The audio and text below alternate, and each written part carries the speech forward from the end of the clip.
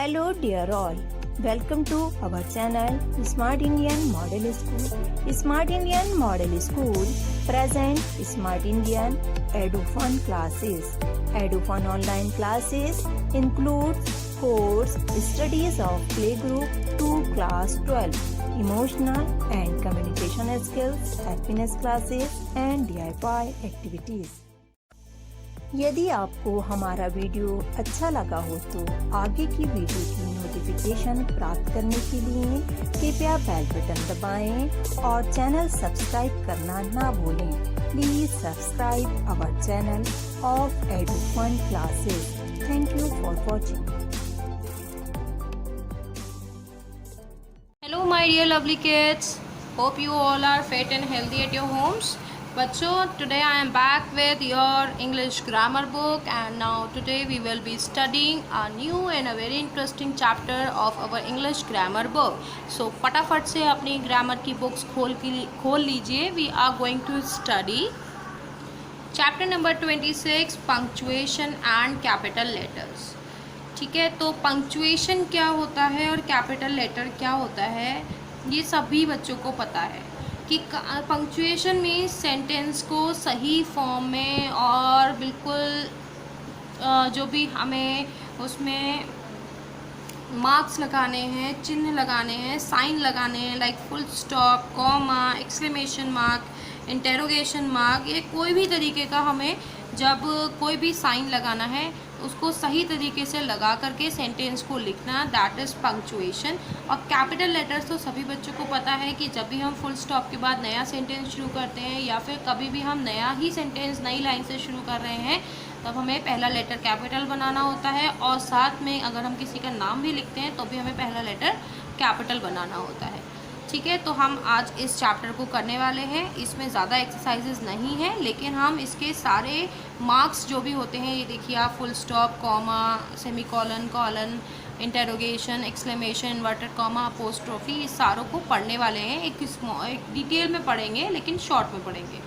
ठीक है, और चलिए इसको स्टार्ट करते हैं। सबसे पहले देखिए यहाँ पे दो पैसेज दे रखे हैं।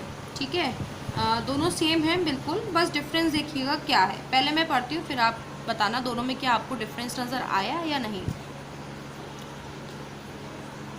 Ram normally goes to school at 7:30 each morning. Today he didn't get up in time and was so late and that he missed the bus. When he reached school, the guard at the gate told him that he would have to go to the principal's office, but before he could enter his class, the principal first scolded Ram for being late. She said, "Ram, you must have been watching a late night show on television. That is why you who overslept and missed your bus." Ram replied, "I am sorry." क्या कुछ अच्छा लगा सुनने में?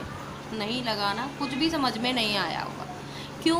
क्योंकि इसमें हमने proper punctuation marks का यूज़ नहीं किया है। मतलब पता ही नहीं चला कौन सा सेंटेंस कहाँ पे शुरू हुआ था, बस बोलते बड़ बोलते ही चले गए। अच्छा, अब दूसरा वाला पैराग्राफ पढ़ते हैं। Ram normally goes to school at 7:30 each morning. Today he didn't get up in time and was so late that he missed the bus. When he reached school, the guard at the gate told him that he would have to go to principal's office before he could enter his class. The principal first scolded Ram for being late. She said, "Ram, you must have been watching a late night show on television. That is why you overslept and missed your bus." अब समझ में आया? Of course हमें अब समझ में आया, because अभी हमने यहाँ पे सेंटेंसेस हमें पता था कि कहाँ पे ख़त्म हो रहे हैं और कौन सा सेंटेंस किस से शुरू हो रहा है, किस बात से जुड़ा हुआ है।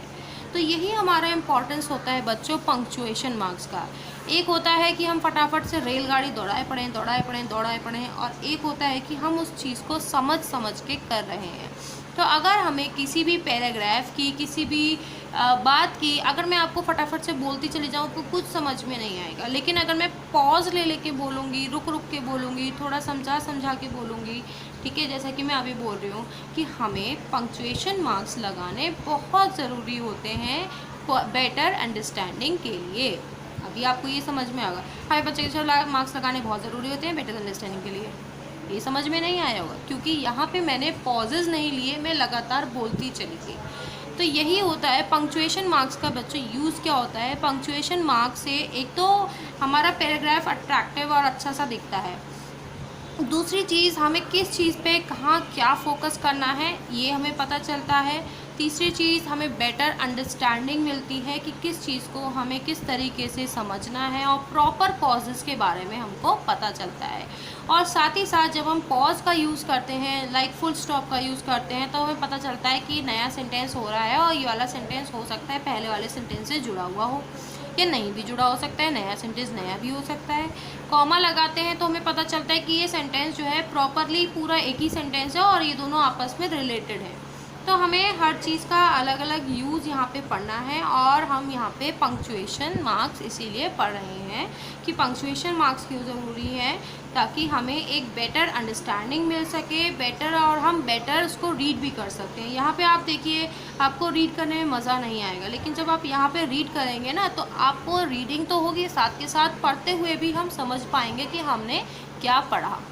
ठीक है, तो ये होता है हमारा पंक्चुएशंस का इम्पॉर्टेंस, पंक्चुएशन का यूज़। अब हम इसके कुछ साइंस पढ़ते हैं, जैसे कि ये है full stop, comma, semi colon, colon, interrogation, exclamation.